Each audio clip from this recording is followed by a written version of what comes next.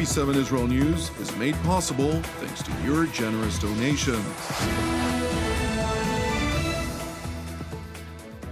Shalom, good evening. This is TV7 Israel News broadcast to you from Jerusalem.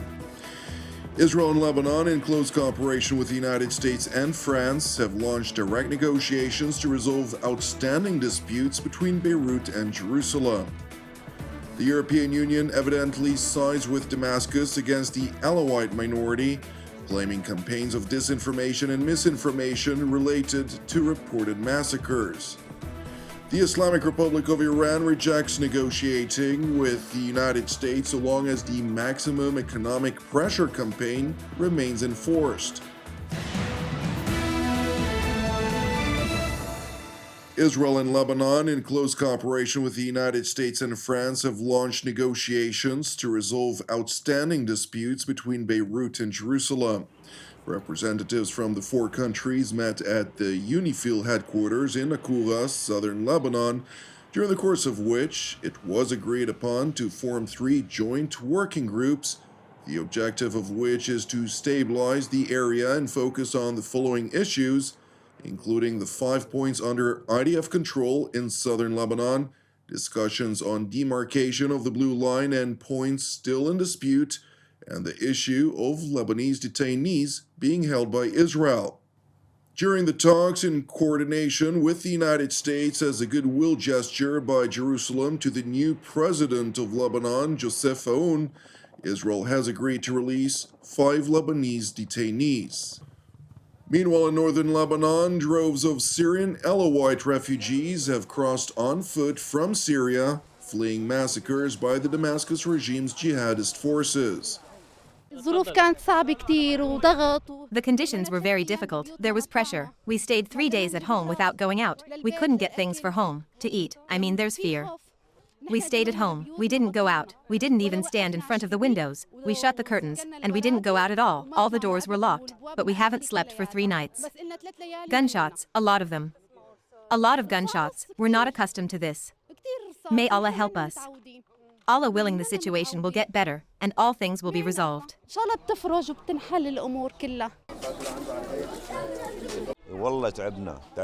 By Allah, we're tired. We're tired. What are we guilty of? Just tell me what we are guilty of. We want international protection, whether it's from Israel, from Russia, from France. Anything that will care for us and protect us. We are not remnants of the Assad regime. We've always been employees. What's the reason? I don't know. It is important to highlight that the de facto ruler of Damascus, Abu Muhammad al-Julani, also known as Ahmed al-Shara, stressed in an interview to the London-based Reuters news agency that a regional power that was allied to the fallen Assad regime, in reference to the Islamic Republic of Iran, was responsible for the latest escalation in the country's predominantly Alawite region. Moreover, al-Julani defiantly claimed that massacres were committed by members of the former regime who were apparently killing their own people of the Alawite sect. بعض المنتسبين للنظام السابق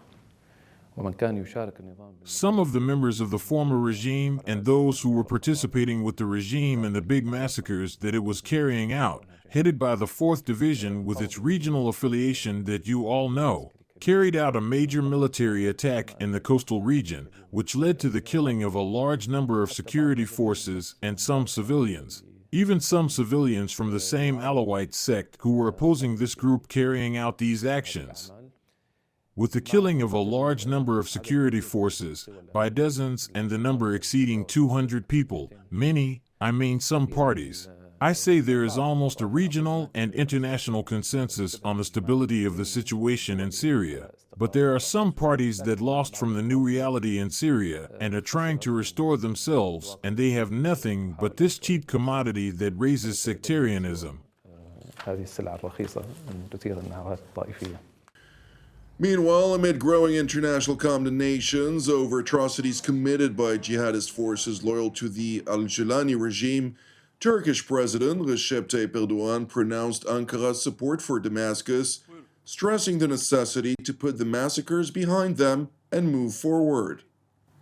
Ülkemiz aleyhine herhangi bir gelişmenin olmaması için We are taking the necessary measures to prevent any developments against our country. We are also making the necessary suggestions to the Syrian authorities to quickly leave the tense atmosphere behind. We welcome President Sharar's moderate and calming messages, as well as his determined messages that those who violate the law will be punished. Since December 8th, Mr. Sharar has been following an inclusive policy without falling into the trap of revanchism. If this continues to grow stronger, it will thwart the games aimed at Syria.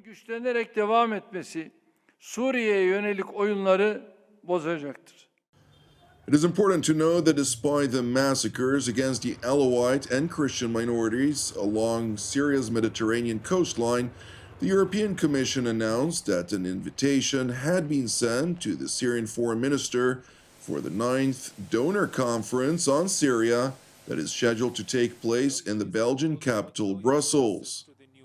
We are all having an interest in the stabilization of Syria, and it's important that the work towards that happens, and this can only happen with an inclusive transition, because there's no alternative to that. Now, on the Syria conference next Monday, indeed, this will be a very important occasion to continue exchanging with the authorities on the situation on the ground, and also to understand how the EU can support best. It is important to underscore that in contrast to facts on the ground, the European Union adopted the Qatari-promoted narrative in which it blamed remnants of the Assad regime for the violence while refusing to accept many of the massacres that took place, insisting on an abundance of disinformation that sought to taint the consolidation of the former al-Qaeda operatives who've taken over Damascus.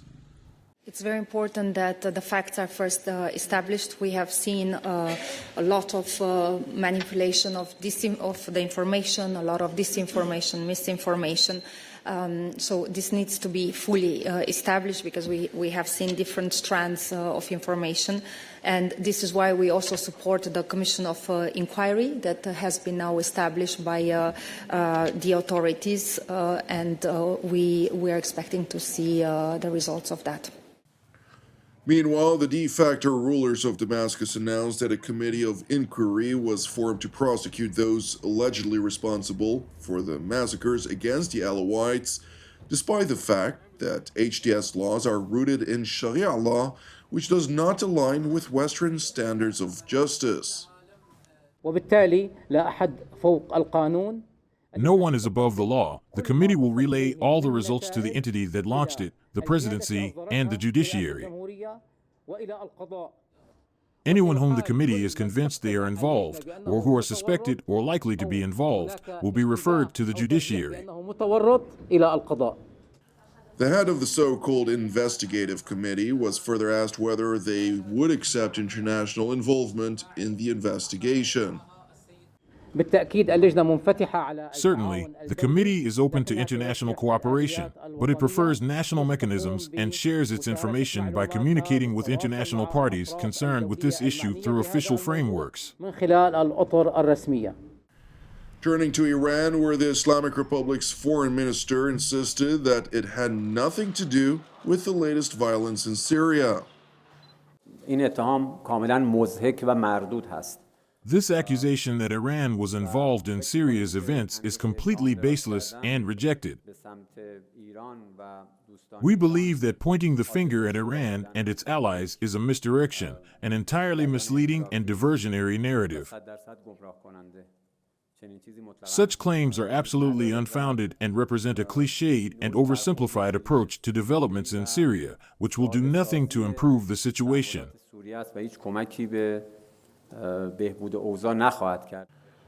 The Iranian Foreign Ministry spokesman went on to address prospects of the E3 to include France, Britain, and Germany, triggering the snapback mechanism over Iran's violations of its Non-Proliferation Treaty and Joint Comprehensive Plan of Action under UN Security Council Resolution 2231.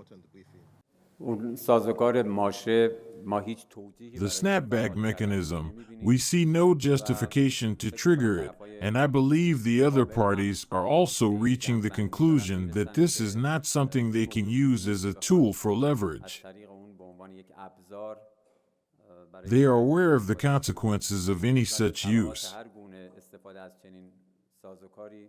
Our discussions, as I mentioned, will likely take place in late Iranian month of Isfand, before the end of the current Iranian calendar year, and will probably be held at an expert level. خواهد شد. البته سطحش احتمالاً سطح کارشناسی خواهد بود. While the United States is continuing to ratchet up its maximum pressure campaign against the Islamic Republic, the Ayatollah regime is seemingly feeling the devastating impact on its economy. Therefore, in a desperate attempt to dissuade the Trump administration from further tightening the noose, Iran stresses that it will not negotiate on its nuclear file so long as the maximum pressure campaign remains in force. این استفاده از این دوگانه جنگ This use of this duality of war or negotiation itself indicates a lack of seriousness about dialogue and negotiation. The Islamic Republic of Iran has never deviated from negotiation in this sense, but as was firmly stated, negotiation under pressure and threat is meaningless and negotiation cannot be wasted in such sense. در چنین مواردی اطلاق کرد. Thank you for watching TV7 Israel News. I'd like to encourage you as ever, pray for the peace of Jerusalem and salvation of Israel. I'm Jonathan Hessen wishing you an Erev Mevorach, and God willing, we will see you during our next update. Until then, Shalom from Jerusalem.